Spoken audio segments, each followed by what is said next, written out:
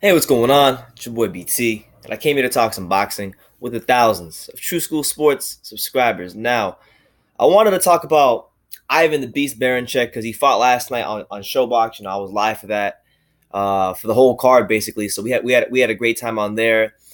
He had a fight with Peter Petrov. The first real step up fight of his career, fighting a guy who was a former world title challenger. Been around the block, fought some names, like Marcos Maidana, Regis Prograis, a couple other guys, but it was a good fight. Petrov took this fight on a week's notice, and Baranchyk, ultimately just proved to be too explosive for him, too powerful for him. But I was very impressed because I have had a chance to watch Ivan Baranchyk fight his last couple fights. And from the last time I saw him in the ring, he's definitely improved a lot as a fighter. His jab, I feel has gotten better. He's learned how to set up his power a lot more better, which is why, if you guys are watching me live, I gave him the nickname of the Big Red Button because he knows how to use that power. Like he knows how to press the button and use that power. Um, and I honestly, like, the fight last night was the IBF eliminator, so the IBF hasn't updated the rankings yet, but I would assume that he is now going to be in the mandatory position, the mandatory position for the IBF title, because he was supposed to fight Anthony Yigit, who's rated number 3, and Yigit and number 1 and 2 is the number 1 and 2 spots are not filled, so I'm assuming that he's just going to take over that number 1 spot. Being that Yigit didn't fight him, he beat Petrov, who was rated number 10. So once those ratings come out, we'll have a clear picture. But I want to see more of this guy. I want to see him more. I want to see him against the top 140 pounders because, for one, he's an exciting fighter. I think you put him in there with the likes of top other top fighters in the division. He's going to give you a good fan. He's going to be a fan friendly fighter. He'll be someone that once people start to find out who he is, they'll want to see more of him too, just like I do. And Ivan the Beast Baranchyk. So that's number one. Number two. He's gotten better. I think his improvements as a fighter warrant him, and where he's at in the IBF rankings warrant him fighting someone of note. Petrov was a name in the division, a former world title challenger, and he actually had to go some rounds and face, I don't want to say adversity, but he had to face some mild adversity in terms of, like, okay, he was hitting Petrov with everything but the kitchen sink. Like, dude was thumping Petrov left and right with all kinds of punches, hooks, straight rights, jabs, body punches, and Petrov wasn't going anywhere. He scored a couple of early knockdowns, but it actually required some patience and discipline and mental fortitude to actually finish the job, which he ultimately did in the 8th round.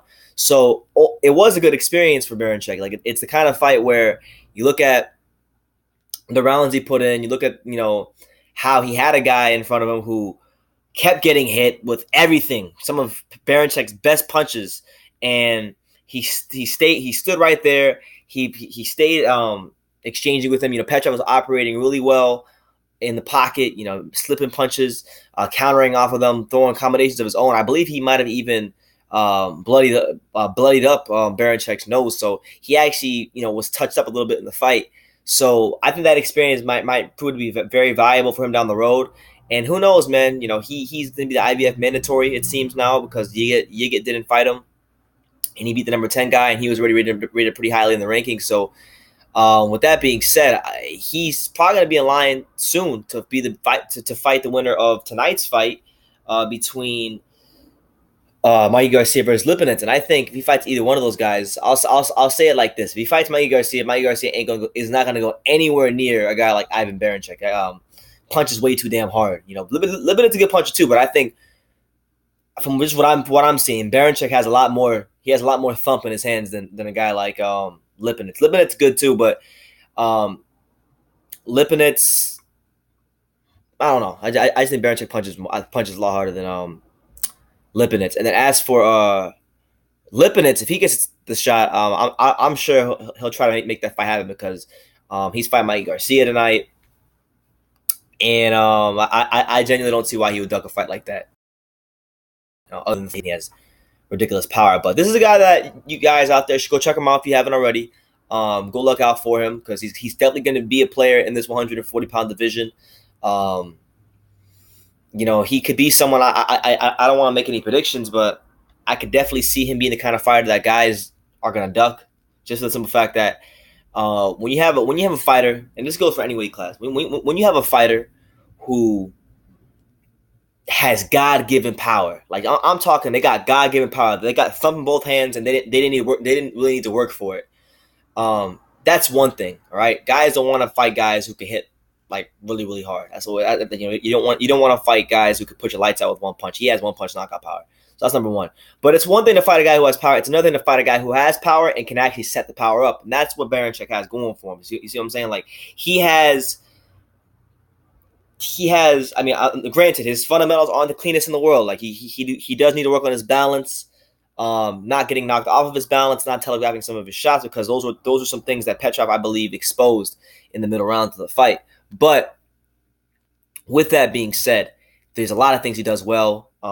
He's got a good trainer in behind him in Pedro Diaz. I didn't know. It's funny. After doing more research, I actually didn't even know that Ivan Baranchyk trains right here in my backyard in South Florida. So maybe might have to go check out Ivan Baranchyk soon. But now this is a guy that I think is coming in the 140-pound division, and he'll give everybody problems. He'll give everybody problems. I do think though that, like I said, I mentioned the balance. I mentioned the fact that I believe Petrov was able to expose some things. So when you get a guy in there who's a little bit more durable, a little bit more of a natural 140 pounder, because Petrov, he said he had time to grow into the weight, but I really don't think he had the resistance to hold up to Baranchyk for 12 rounds. He did a great job for just considering the circumstances, but when you get someone in there like let's say a Regis Prograis, I think that's someone that will give him problems and might even stop him.